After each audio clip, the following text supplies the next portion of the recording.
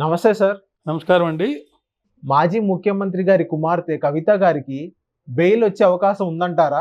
ముందుగా మీ ప్రేక్షకులందరికీ నా యొక్క హృదయపూర్వక నమస్కారాలు. మీ యాజమాన్యానికి కృతజ్ఞతలు. చాలా మంచి విషయాన్ని ఈరోజు మీరు చర్చకు తీసుకొచ్చారు. బెయిల్ అనేది చాలా ఇంపార్టెంట్. బెయిల్ అనేది హక్కు. జైల్లో ఉండడం అనేది ఎక్సెప్షన్. జైల్లో ఉంచటం అనేది జరిగింది అని అంటే అది ఏదో తీవ్రమైనటువంటి విషయం అయితే తప్ప జైల్లో ఉంచకూడదు. మరి బెయిల్ ఎందుకు ఇస్తారంటే మానవ హక్కులు భంగం కలగతాయి జైల్లో పెట్టేస్తే. గోల్డెన్ ట్రియాంగిల్ అంటాం మనం. ఆర్టికల్ 14, 19, 21 ఈ మూడిట్లో మానవ హక్కులనే మిళితమైపోయి ఉన్నాయి. వాక్ స్వాతంత్రం, మనిషి వ్యక్తిగత స్వేచ్ఛ, హాయిగా జీవించేది, ఈ మూడు కూడా మింగిలైపోయినాయి అన్నమాట. సో ఇప్పుడు ఆమె బెయిల్లో ఉందంటే ఆమె యొక్క మానవ హక్కులనేవి కాలరాసినారు, భంగం కలిగినాయి. కానీ ఆమె మీద అభియోగం ఏదైతే ఉందో 100 కోట్ల రూపాయల డబ్బు ఈ లిక్కర్ స్కామ్ ద్వారా పరోక్షంగా, అంటే ఈమె ప్రత్యక్షంగా పార్టిసిపేట్ చేసింది. కానీ ఈమె పేరు కానీ, లేకపోతే ఈమె పెట్టిన డబ్బులు పెట్టుబడి కానీ, లేకపోతే ఈమెకు వచ్చిన డబ్బు గురించి కానీ రికార్డెడ్గా ఏమి ఎవిడెన్స్ అనేది దొరకలేదు అనేది ప్రస్తుతం ఉన్న చర్చ. అటువంటప్పుడు ఈమెను బెయిల్లో లోపల ఎట్లా ఉంచుతారు? అయితే జరిగింది ఏంటంటే ఇప్పుడు దాకా అనేకసార్లు ఆమెను విచారించడం జరిగింది.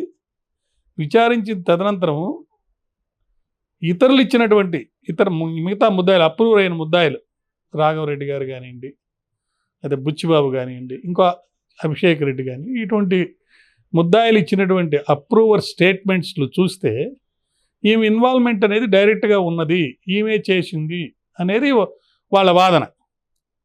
ఈ పరిస్థితుల్లో ముందుగా ఈమె సుప్రీంకోర్టుకు వెళ్ళింది.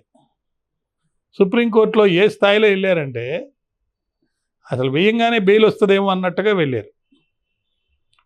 అంతకుముందు ఒక పిటిషన్ వేసింది ముందు. ఆ పిటిషన్ ఎందుకు వేసిందంటే, నేను స్త్రీని, ఇప్పుడు నాకు ఎన్నికల్లో నేను బిజీగా ఉన్నాను, లేకపోతే వేరే కారణాలు ఉన్నాయి, నన్ను మీరు ఇట్లా పిలిచి స్టేట్మెంట్లు రికార్డ్ చేయాలంటే మీరు మా ఇంటికి వచ్చి రికార్డ్ చేయండి. నేను మీ దగ్గరికి రావడం అనేది చాలాసార్లు చేశాను, నాకు అక్కడ వస్తే నా టైం అంతా ఇబ్బంది అవుద్ది, నేను చాలా సహకరించానని చెప్పి నేను వెళ్ళాల్సిన అవసరం లేదని చెప్పి ఒక పిటిషన్ వేసింది. ఆ పిటిషన్ వేస్తూ ఆమె ఏం చేసిందంటే అప్పుడు నళిని చిదంబరం గారి పేరు ఉదగరించి, ఇంకొక లీడర్ పేరు ఉదగరించి, వాళ్ళందరికీ ఇలాంటి అవకాశం ఇచ్చారు, స్టే ఇచ్చారు కాబట్టి నాకు స్టే ఇవ్వండి అని అన్నారు. అప్పుడు ఆ సందర్భంలో ఈడీ గారి న్యాయవాది కోర్టులో ఈమెకి నెక్స్ట్ వాయిదా దాకా మేము సమ్మన్స్ ఫర్దర్ ఇవ్వమండి అని అన్నారు. అది బేస్ చేసుకొని నాకు స్టే వచ్చేసింది, ఇంకా మమ్మల్ని ఎవరు పిలవడానికి లేదు, అరెస్ట్ చేయడానికి అసలు లేదనే ఒక ధీమాతోటి కోర్టులో ఉంది కదా అని చెప్పేసి ఇంకా దాన్ని పట్టించుకోలేదు ఎవరు. కానీ వాస్తవంగా తర్వాత తెలిసింది ఏంటంటే అది ఒక్క వాయిదా వరకే ఉండింది. తర్వాత వాయిదాలకి అటువంటి ఆర్డర్స్ కానీ ఏమీ లేవు, ఎటువంటి కమిట్మెంట్స్ లేవు. ఫ్రీగా అటు ఈడీ పరిశోధన చేసుకోవచ్చు, ఇటు ఈమె కూడా బెయిల్ వేసుకొని బయటికి రావచ్చు, లేదా యాంటిసిపేటరీ బెయిల్ ట్రై చేయొచ్చు, ఏదో చేయొచ్చు. మొత్తం మీద ఈ క్రమంలో ఎలక్షన్లు అప్పుడు అన్నీ జరిగిపోయినాయి. ఆమెను ఎవరు అరెస్ట్ చేయలేదు. ఎలక్షన్ తదనంతరం అరెస్ట్ చేశారు. అక్కడ ఓడిపోవటం ప్లస్ రాజకీయ కారణాలు అనేక ఉన్నాయి అని వాళ్ళు వాదిస్తున్నారు. ఏది ఏమైనా ఆమెను అరెస్ట్ చేయడం జరిగింది. ఈ అరెస్ట్ చేసిన వెంటనే ఆమె బెయిల్కి కూడా సుప్రీంకోర్టులో అప్లై చేసింది. గతంలో తను వేసినటువంటి పిటిషన్ విత్డ్రా చేసేశారు. ఎందుకు విత్డ్రా చేశారు? ఆమెని జైల్లోకి పంపించేశారు కాబట్టి, ఇంకా సమ్మనీయడం అనేది అరైజ్ కాదు కాబట్టి ఇది మేము విత్డ్రా చేసుకుంటామని ఆ పిటిషన్ విత్డ్రా చేసేశారు. ఇప్పుడు రెండోది బెయిల్ అప్లికేషన్. ఇప్పుడు ఏదైతే ఆమె నన్ను అరెస్ట్ ఇల్లీగలు, రిమాండ్ ఇల్లీగలు, అక్రమంగా, అన్యాయంగా, చట్ట వ్యతిరేకంగా నన్ను అరెస్ట్ చేస్తారు ఒక స్త్రీ అయ్యింది కూడా అని చెప్పేసి, కాబట్టి దాన్ని రద్దుపరచండి అని వేసింది. దాంట్లో ఈ బెయిల్ అడిగింది. బెయిల్ అడుగుతుంటే సుప్రీంకోర్టు ఏమనిందంటే, మీరు రెగ్యులర్గా మీకు ఏదైతే హక్కు ఉందో కింద కోర్టుకు వెళ్ళి అక్కడ బెయిల్ వేసుకోవచ్చు, కానీ ఇలాంటి పిటిషన్లు వేసి ఈ పిటిషన్స్లో మమ్మల్ని బెయిల్ అడిగితే మేము గతంలో ఇచ్చిన తీర్పుల ప్రకారం ఇంకా మేము ఇట్లాంటి వాటిల్లో జోక్యం చేసుకొని బెయిల్ ఇవ్వమని చెప్పి సుప్రీంకోర్టులో చెప్పడం జరిగింది. దాని తదనంతరం ఈ బెయిల్ అప్లికేషన్ మూవ్ చేసింది. ఇప్పుడు ఈ బెయిల్ అప్లికేషన్లో గతంలో చెప్పిన విషయాలతో చెప్తూ ఇంటరిమ్ బెయిల్ ఇవ్వండి అని చెప్పి ఒక కొత్త వాదన తీసుకొచ్చారు. ఆ వాదన ఏంటంటే, నాకు ఒక కొడుకున్నాడు, ఆ అబ్బాయికి ఎగ్జామ్ జరుగుతున్నాయి, వచ్చే నెల నుంచి ఆయనకి ఎగ్జామ్ జరుగుతున్నాయి కాబట్టి అతన్ని బాగోగులు, అతను బాగా చదువుకోవడానికి తల్లి యొక్క అవసరం ఎంతైనా ఉంది. ఒక తల్లిగా నన్ను కనికరించి లేకపోతే కన్సిడర్ చేసి సెక్షన్ 45 PMLA యాక్ట్లో చెప్పినటువంటి అన్ని కండిషన్స్ ఉన్నాయి కాబట్టి నాకు బెయిల్ ఇవ్వండి అని చెప్పి ఆమె వాదించడం జరిగింది. ఆమె తరపున అభిషేక్ సింఘ్వి అని చాలా ఫేమస్ అడ్వకేటు, ఆయన కాంగ్రెస్ పార్టీకి ఇతర పార్టీలకి అన్నిటికి కూడా బాగా తీవ్రంగా అన్ని కోర్ట్స్లో అప్ టు సుప్రీంకోర్టు దాకా కేజ్రీవాల్కి కూడా ఆయన అడ్వకేట్. అంత పెద్ద అడ్వకేట్ పెడితే ఆయన 45 నిమిషాలు అన్నీ విశదీకరించాడు. అసలు సెక్షన్ 45 కింద ఒక మామూలు స్త్రీని ఇలా అరెస్ట్ చేసి లోపల పెట్టచ్చా, చేయకూడదు, అందులో ఈ అవసరం ఉంది కాబట్టి ఒక నెల రోజులు ఆమె బయట ఉన్నంత మాత్రాన వచ్చిన ఇబ్బంది ఏం లేదు కాబట్టి ఆమెకి బెయిల్ ఇవ్వండి అని చెప్పేసి ఈయన వాదించడం జరిగింది. దానికి జోసెఫ్ గారని ఆయన వచ్చేసి ఈడీ అడ్వకేట్, ఆయన విశదీకరించాడు అన్నీ. ఈమె మీద మోపబడినటువంటి నేరం చాలా తీవ్రమైంది. ఇండో స్పిరిట్ అనే కంపెనీ దగ్గర నుంచి ఈమె భాగస్వామ్యంతో ఒక 100 కోట్ల దాకా ఈమె తీసుకెళ్ళింది. డైరెక్ట్గా ఈమెకు సంబంధించినటువంటి ప్రాపర్టీస్కి సంబంధించి కానీ ఆ డబ్బుకు సంబంధించి కానీ కాంక్రీట్ ఎవిడెన్స్ లేకపోయినా ఈమె ఆడిటర్ బుచ్చిబాబు కానీ లేకపోతే ఇతరుల స్టేట్మెంట్స్ చూసుకున్నా లేకపోతే వేరే ప్రాపర్టీస్ ఏదైతే ఇప్పుడు అటాచ్ చేస్తున్నారో ఆ ప్రాపర్టీస్ చూసినా కానీ అవన్నీ కూడా ఈమె యొక్క ఇన్వాల్వ్మెంట్ అనేది ఉంది. ప్లస్ వీళ్ళ అబ్బాయికి ఒక సోదరుడు ఉన్నాడు, అతను చూసుకోగలుగుతాడు. ఈమెకి 3 అక్కల చెల్లెలు ఉన్నారు, వాళ్ళు ఆ కొడుకు బాగోగులు చదువులు అనేవి చూసుకోగలుగుతారు. అందులో కొన్ని ఎగ్జామ్స్ ఆల్రెడీ అయిపోయినాయి, ఇంకా మిగతా ఎగ్జామ్స్ అప్పుడు ఇవి ఉండాల్సిన అవసరం లేదనేది వాళ్ళ వాదన. దాంతోపాటు సుమారు 100 సెల్ ఫోన్లు ఇన్వాల్వ్ అయినాయి అంట. ఆ 100 సెల్ ఫోన్లలో ఈమె ఒక 26 సెల్ ఫోన్స్, ఈమె 16 ఎన్నో సెల్ ఫోన్స్ కూడా ఈమె కూడా ఇన్వాల్వ్ అయితే ఈమె ఈ సెల్ ఫోన్స్ తీసుకుపోయి ఈడీకి అందజేసినప్పుడు మొత్తం దాంట్లో ఉన్నటువంటి కంటెంట్ అంతా రిమూవ్ చేసి కొత్తగా ఫార్మేట్ చేసి అప్పుడు ఈ సెల్ ఫోన్స్ హ్యాండ్ ఓవర్ చేసింది. అంటే ఎవిడెన్స్ని ధ్వంసం చేసింది.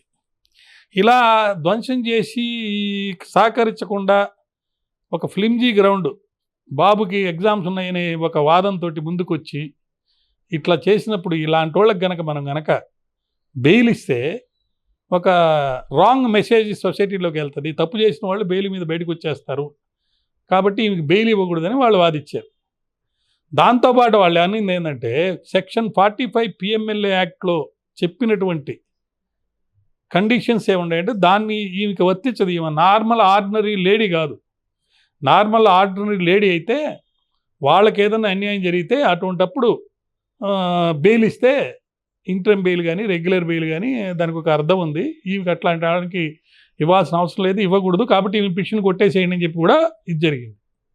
ఇలా ఈ వాదనలతోటి ఈ యొక్క కేసులో జడ్జి గారి ముందు ఉంచినప్పుడు రోజు అవన్నీ కోర్టులో ప్రస్తుత న్యాయమూర్తి ఈ మధ్య బదిలీ అయ్యి వచ్చింది ఆయన, కావేరీ బజాజ్ అని. గతంలో నాగపాల్ అని ఒక ఆయన జడ్జిగా ఉన్నాడు, నాగపాల్. ఆయన వెళ్ళిపోయిన తర్వాత జనరల్ ట్రాన్స్ఫర్స్లో ఈమె వచ్చింది. ఈమె కొత్తగా వచ్చింది కాబట్టి ఈ కేసు పూర్వపరాలన్నీ విన్న తర్వాత 8వ తారీఖుకి వాయిదా వేసి, సో కోర్టులో మ్యాటర్ పెండింగ్ ఏదైతే ఉందో దాని మీద బెయిల్ వస్తుంది రాదని మనం ఏదో ఒక టాస్ లాగా వేసి చెప్పేది అనేది కరెక్ట్ కాదు.